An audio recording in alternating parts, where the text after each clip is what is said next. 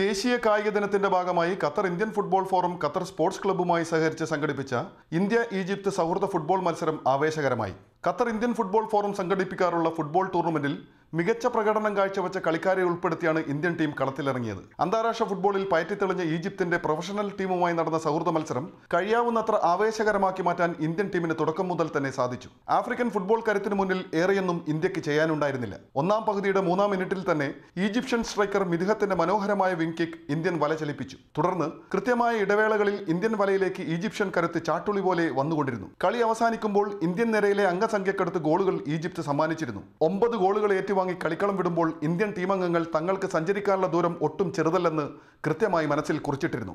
Sports desk.